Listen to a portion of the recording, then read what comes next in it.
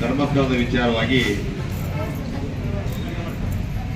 ಧರ್ಮಸ್ಥಳದಲ್ಲಿ ನಡೆದಿರ್ತಕ್ಕಂಥ ದಿನ ಎಲ್ಲ ಪತ್ರಿಕಾ ಮಾಧ್ಯಮದ ಮುಖಾಂತರ ಮತ್ತು ಇಲೆಕ್ಟ್ರಾನಿಕ್ ಮಾಧ್ಯಮದ ಮುಖಾಂತರವಾಗಿ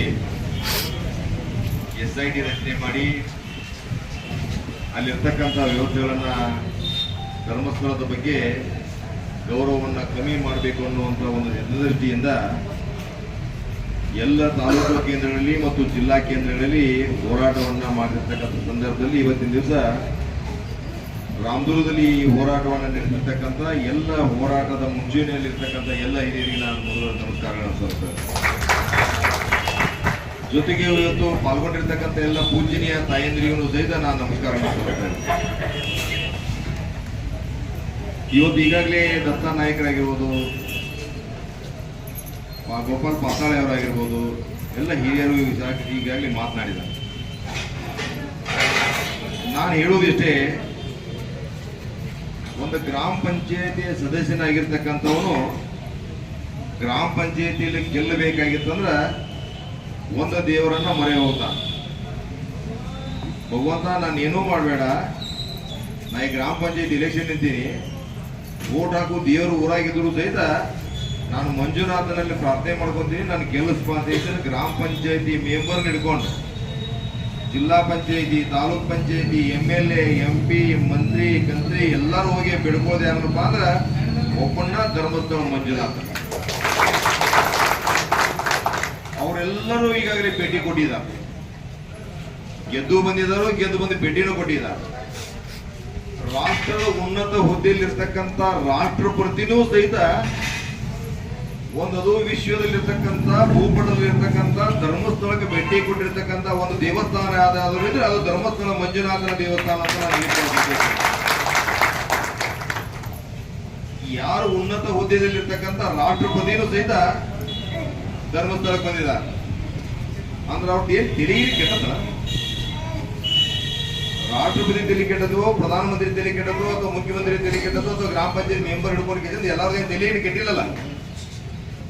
ಈಗ ತೆಲಿ ಕೆಟ್ಟಿರೋದು ಯಾರು ಅಂತಂದ್ರ ಈಗೇನು ಗೂಬೇನು ಕುಂಡ್ರಿಸಿಂದ SIT ಮುಖಾಂತರವಾಗಿ ಗುಂಡಿಗಳನ್ನೇನು ತೆಗಿಯಾಕತ್ತಾರಲ್ಲ, ಆ ಗುಂಡಿಗಳನ್ನ ತೆಗಿಯಂತವ್ರಿಗೆ ತೆಲಿ ಕೆಟ್ಟದ್ದು ಇವತ್ತಿನ ದಿವಸ. ನಾನಿವತ್ತು ರಾಮದುರ್ಗದ ಪ್ರತಿಯೊಬ್ಬರು ನಾಗರಿಕರಲ್ಲಿ ವಿನಂತಿ ಮಾಡ್ಕೊಂತೀನಿ, ಈಗ ನಾವು ಕೂಡಿರ್ತಕ್ಕಂಥದ್ದು ಕೇವಲ 100 ಜನ ಇರ್ಬೋದು. ನಾನು ವೈಯಕ್ತಿಕ ವಿಚಾರದೊಳಗೆ ಹೇಳಾಕತ್ತೀನಿ, SIT ಇರ್ಬೋದು, ಇವತ್ತು ಯಾವುದೇ ಡಿಪಾರ್ಟ್ಮೆಂಟ್ ಇರ್ಬೋದು, ನಾನು ಧರ್ಮಸ್ಥಳ ಮಂಜುನಾಥನ ಸಾಕ್ಷಿಯಾಗಿ ಹೇಳ್ತಾ ಇದ್ದೀನಿ, ನಾನೇ ಸ್ವಂತ ಖರ್ಚು ಕೊಟ್ಟು ಲಕ್ಷ ಮಂದಿನ ತರಲಿಕ್ಕೆ ಇನ್ನು ಮುಂದೆ ನೋಡೋದಿಲ್ಲ ಅಂತ ನಾನು ಹೇಳ್ತೀನಿ. ಯಾಕಂತಂದ್ರೆ ನಾವು ಅಲ್ಲಿ ಇಟ್ಟಿರ್ತಕ್ಕಂಥ ಪ್ರೀತಿ ವಿಶ್ವಾಸ ದೂತಕವಾಗಿರ್ತಕ್ಕಂಥದ್ದು. ನಾವು ಇವತ್ತು ಪ್ರತಿ ವರ್ಷ ನಾವು ಧರ್ಮಸ್ಥಳಕ್ಕೆ ಹೋಗ್ತಾ ಇದ್ದೀವಿ. ಧರ್ಮಸ್ಥಳಕ್ಕೆ ಹೋದ ನಂತರ ಎಲ್ಲಾ ದೇವರಿಗೆ ನಾವು ಪಟ್ಟ ಹೋಗಿದ್ದ ದರ್ಶನ ಸಿಗ್ತಿರ್ತಕ್ಕಂಥದ್ದಲ್ಲ. 4 ತಾಸು, 5 ತಾಸು, 6 ತಾಸು, 10 ತಾಸು ಎಲ್ಲಾನು ಕೂಡಿಸಿ ದೇವಸ್ಥಾನದೊಳಗೆ ಹಂಗೆ ಸುತ್ತ ಹೊಡೆದ್ರೆ ಮಂಜುನಾಥನ ದರ್ಶನ ಪಡ್ಕೊಂಡು ಬರ್ತೀವಿ. 800 ಇತಿಹಾಸವನ್ನು ಹೊಂದಿರತಕ್ಕಂಥ ಒಂದು ಧರ್ಮಸ್ಥಳದ ಮೇಲೆ ಯಾರೋ ಒಬ್ರು ಪುಟದೋಷಿಗಳು ಬಂದ ಕೇಸಿಂದ ಅವ್ರ ಮ್ಯಾಗ ಒಂದು ಕಂಪ್ಲೇಂಟ್ ಲಾಜಿ ಮಾಡಿ 10-15 ವರ್ಷದ ಹಿಂದಿನ ಕೇಸನ್ನ ತಿರುವು ಪಡ್ಕೊಂಡು ಇವತ್ತು ಯಾವುದೇ ಕೆಲಸ ಮಾಡಿದ್ರೆ ಅದಕ್ಕೆ ಸರ್ಕಾರಗಳ ಕೈ ಜೋಡಿಸ್ತಾವಂದ್ರೆ ನಮ್ಮ ದುರ್ದೈವ ಅಂತ ನಾನು ಭಾವಿಸ್ತಾ ಇದ್ದೇನೆ. ಯಾಕಂದ್ರೆ ಇಂಥ 10 ಹಲವಾರು ಕೇಸ್ಗಳನ್ನ ನಾವು ನೋಡೋಕ್ಕಿಂತ ರಾಜ್ಯದೊಳಗೆ ಸಾಕಷ್ಟು ಕೇಸ್ಗಳದಾವ. ಅವರ ಸಂಬಂಧಪಟ್ಟಿರ್ತಕ್ಕಂಥವ್ರು ಈಗಾಗಲೇ ದಾಖಲೆಯನ್ನು ಮಾಡೋದ್ರ ಮುಖಾಂತರವಾಗಿ ನಮ್ಮ ಪೊಲೀಸ್ ಇಲಾಖೆ ಸಂಪೂರ್ಣವಾಗಿ ವರದಿಯನ್ನ ಕೋರ್ಟಿಗೆ ಒಪ್ಪಿಸಾಗ್ಯದ. ಆದ್ರೆ ಎಲ್ಲ ಮುಗಿದು ಬಿಟ್ಟದ. ಮುಗಿದಿರ್ತಕ್ಕಂಥ ವಿಷಯಗಳನ್ನ ಮತ್ತೊಮ್ಮೆ ಕೇಣಿಗೆ ವಿಚಾರ ಮಾಡಿದಾಗ ನಾನು ಇವತ್ತು ಹೇಳ್ಬೇಕಾಗ್ತದ, ವೈಯಕ್ತಿಕವಾಗಿ ನಿಮ್ದು ಏನಾದರೂ ತಾಕತ್ತು ಇತ್ತಂದ್ರೆ ನೀವು ವೈಯಕ್ತಿಕವಾಗಿ ಧರ್ಮಾಧಿಕಾರಿ ಆಗಿರ್ತಕ್ಕಂಥ ವೀರೇಂದ್ರ ಹೆಗ್ಡೆ ಅವ್ರ ಮೇಲೆ ತೀರಿಸ್ಕೊಳಕ ಈ ಜನ್ಮದ ಸಾಧ್ಯ ಇಲ್ಲ, ಮುಂದಿನ ಜನ್ಮದಲ್ಲಿ ಸಾಧ್ಯ ಇಲ್ಲ ಅಂತ ನಾನು ಹೇಳ್ತಿದ್ದೆ. ಯಾಕಂದ್ರೆ ನಾವು ಇವತ್ತು ಧರ್ಮಸ್ಥಳ ಗ್ರಾಮಾಭಿವೃದ್ಧಿ ಸಂಘದೊಳಗೆ ಬಹಳ ಜನ ಇಲ್ಲಿ ಇರ್ತೀವಿ, ಹೆಣ್ಮಕ್ಳು ಇದ್ದೀವಿ. ಒಂದೇ ಜಾತಿಗೆ ಒಂದೇ ಪಕ್ಷಕ್ಕೆ ಸೀಮಿತವಾಗಿರ್ತಕ್ಕಂಥ ಒಂದು ಕ್ಷೇತ್ರದ ಅಧಿಪತಿಗಳಲ್ಲ ಅಂತ ನಾನು ಭಾವಿಸ್ತಾ ಇದ್ದೇನೆ. ಈಗ ನಮ್ಮ ಸ್ವಸಹಾಯ ಸಂಘದ ತಾಯಂದಿರಲ್ಲಿ ಬಂದಿದ್ದೇನೆ, ಅದರೊಳಗೆ ಇಡೀ ಮಾನವ ಕುಲ ಅಂತ ಏನಿದೆಯಲ್ಲ ಎಲ್ಲ ಧರ್ಮೀಯರು ಅಲ್ಲಿ ಇದ್ದಾರೆ. ಮುಸಲ್ಮಾನರು ಇದ್ದಾರೆ, ಕ್ರಿಶ್ಚಿಯನ್ರು ಇದ್ದಾರೆ, ಹಿಂದೂಗಳು ಇದ್ದೀವಿ, ಎಲ್ಲರನ್ನು ಸೇರ್ಕೊಂಡು ಕೇಸಿಂದ ನೀವು ಇದೇ ಜಾತಿಯಾರ ಬರೀ ಅಂತ ಕೇಸಿಂದ ನಾವು ಯಾರನ್ನೂ ಕರೆದು ಒಂದೇ ಜಾತಿಯಾರಿಗೆ ಅವ್ರಿಗೆ ಹೆಲ್ಪ್ ಮಾಡಿಲ್ಲ. ಹುಟ್ಟಿದ ಮಗುವಿನಿಂದ ಹಿಡ್ಕೊಂಡು ಶವ ಸಂಸ್ಕಾರಕ್ಕೆ ಹೋಗಿರ್ತಕ್ಕಂಥ ಶವ ಸಂಸ್ಕಾರ ಮಾಡಿರ್ತಕ್ಕಂಥ ಶವ ಸಂಸ್ಕಾರ ಇರ್ತಕ್ಕಂಥ ಇವತ್ತು ಸ್ಮಶಾನದೊಳಗೂ ಸಹಿತ ಸಹಾಯಧನವನ್ನು ಕೊಟ್ಟಿರ್ತಕ್ಕಂಥ ಕೇಂದ್ರ ಬಿಂದು ಯಾವ್ದಾರ ಇದು ಧರ್ಮಸ್ಥಳ ಮಂಜುನಾಥ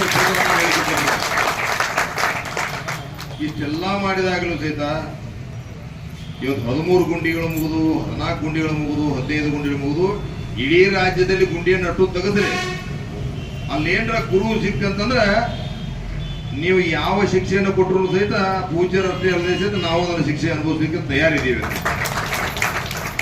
ಸಿಗ್ಲಿಲ್ಲ ಅಂದ್ರೆ ಯಾರ ಮ್ಯಾಗ ಶಿಕ್ಷೆ ಮಾಡಬೇಕು? ಅಲ್ಲಿ ಏನೋ ಕುರು ಸಿಗ್ಲಿಲ್ಲ ಅಂತಂದ್ರೆ ನಾವು ರಾಮದುರ್ಗ ಕೋರ್ಟಿನೊಳಗೆ ಒಂದು ಪಬ್ಲಿಕ್ ಪ್ರಾಸಿಕ್ಯೂಟರ್ ಮುಂದೆ ಒಂದು ಕಂಪ್ಲೇಂಟ್ ಮಾಡ್ತೀವಿ. ನಾವು ಯಾರು ಇದನ್ನ ನಮ್ಮ ಧಕ್ಕೆ ಕೊಟ್ಟಲ್ಲ, ಧಕ್ಕೆ ಕೊಟ್ಟವ್ರ ಮೇಲೆ ಕೇಸ್ ರಿಜಿಸ್ಟ್ರೇಷನ್ ಮಾಡಬೇಕು, ರಾಮದುರ್ಗ ಕೋರ್ಟಿಗೆ ಅವ್ರು ಕರೆಸ್ಬೇಕಂತ ಇಡೀ ರಾಜ್ಯದ ಎಷ್ಟು ಕೋರ್ಟ್ಗಳಲ್ಲ ಎಲ್ಲಾ ಕೋರ್ಟ್ಗಳನ್ನು ನಾವು ಕಂಪ್ಲೇಂಟ್ ಮಾಡ್ಬೇಕಾಗ್ತದೆ.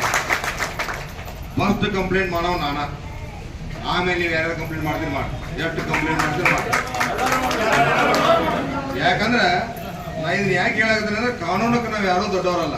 ನಮಗೆ ಏನಪ್ಪ ಅಂದ್ರೆ ಕಾನೂನು ದೊಡ್ಡ, ಕಾನೂನಿಗಿಂತ ದೊಡ್ಡದು ಯಾವ್ದಪ್ಪ ಅಂದ್ರೆ ದೇವ್ರನ್ನ ನಂಬ್ಕೊಂಡವ್ರು ನಾವು. ಎರಡು ಒಂದು ನಾಣ್ಯದ 2 ಮುಖಗಳಿದ್ದಂಗೆ, ಕಾನೂನು ಮತ್ತು ದೇವ್ರು ಎರಡು ಒಂದು ನಾಣ್ಯದ 2 ಮುಖಗಳಿದ್ದಂಗೆ ಅವನು ಎರಡನ್ನೂ ಪಾಲನೆ ಮಾಡಿರ್ತಕ್ಕಂಥವ್ರು ನಾವೆಲ್ಲರೂ ಇಲ್ಲಿ ಇದ್ದೀವಿ. ಅದಕ್ಕೆ ವೈಯಕ್ತಿಕವಾಗಿ ನಿಮ್ಮ ಮೇಲೆ ನಾ ಕೈ ಜೋಡಿಸಿ ವಿನಂತಿ ಮಾಡ್ಕೊತೀನಿ. ನಾನು ಭಾಳ ಮಾತಾಡ್ಬೇಕಾಗಿತ್ತು ಇನ್ನು, ಆದ್ರೆ